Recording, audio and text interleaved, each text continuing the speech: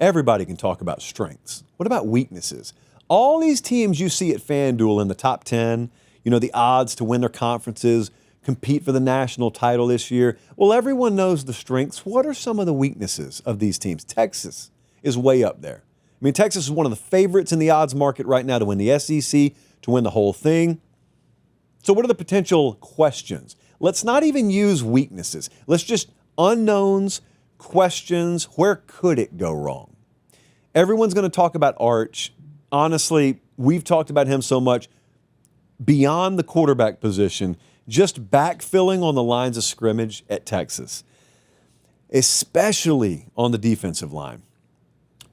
Specifically the interior there. The edge is fine, man. They'll have one of, if not the best pass rushes in the country. But this is 2 years in a row now you're having to go on the interior of that defensive line because you're so good. You're sending guys off to the NFL, and they have got to have portal guys hit. They're counting on them to start. Then on the other side, on the offensive line, you lost 4 guys with 40-plus starts. But again, this is Texas. And they just stack big bodies. So it's not automatically a weakness if you're losing a bunch of guys. In fact, it's a sign that you're developing and recruiting right, that you're losing a bunch of guys. But all that plus a first-year starter at quarterback, that's not a weakness, but it is very much a question. And unlike some teams, they don't get to ease into their schedule. They play Ohio State to start the year. What about Oregon? The Oregon Ducks won the Big Ten last year. They were the number 1 overall seed in the playoff. The quarterback they did it with is gone. They got a portal, a new one in. Portal guy at running back, portal at wide receiver, portal at tight end. Those guys are gone. Well, some of them are portal, but those guys, those difference makers are gone. And Evan Stewart's hurt, and you just wonder, is everything going to fall into place? They had to make big moves on the offensive line, had to go get 2 tackles, and one of them will play tackle, maybe one of them will be interior, but 3 of their 5 offensive line starters are going to be from the portal. And go back to the wide receiver position for a second. Without Evan Stewart, who's their bona fide wide receiver 1? Maybe they figure that out in camp. Maybe it's a situation where you look and they got 4 guys over 500 receiving yards, but no one with 1,000. Or maybe a guy just clearly emerges. But the point is, there is a lot of unknown there. There are a lot of questions. I got no problem blindly believing in Oregon, but that doesn't mean there aren't questions there. What about Miami? Hey, quick timeout. Check and see if you're subscribed to the YouTube channel. If you're not, I humbly ask that you click subscribe. It's free. It doesn't sign you up for anything. What it does is it helps us keep this show free so we can just do college football year-round. All right, back to the clip.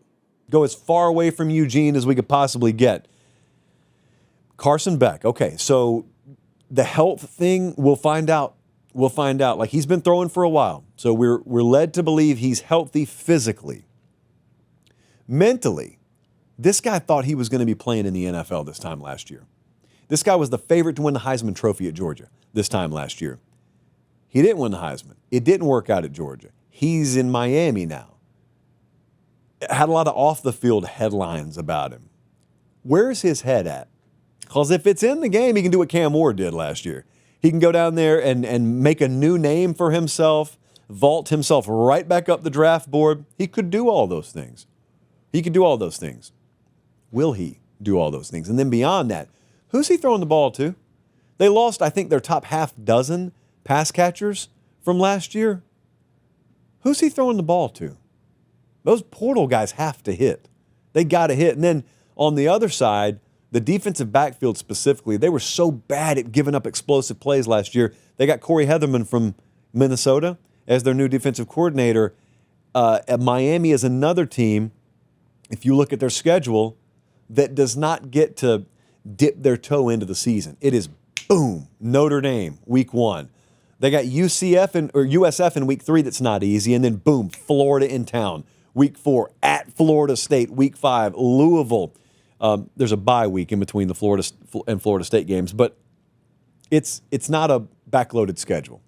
And so whatever we're asking here, they've got to have those answered.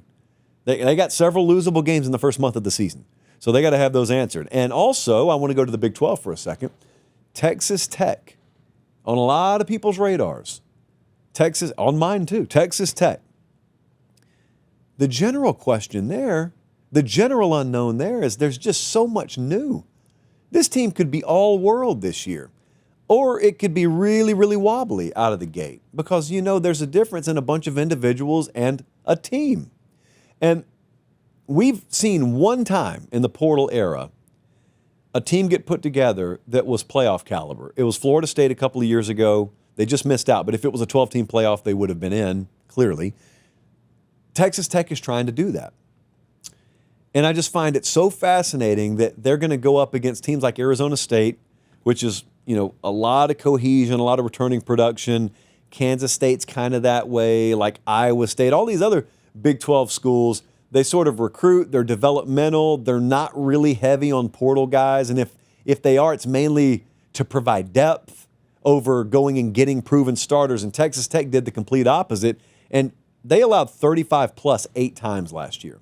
So defensively, they got to get better. They got new coordinators on both sides of the ball, and yet they're right there in the preseason odds to win the Big 12. They got an over-under win total of 8.5. There's a lot expected out in Lubbock. I am included in that, but there's also a lot of unknown. That's why God makes you play the games, I guess.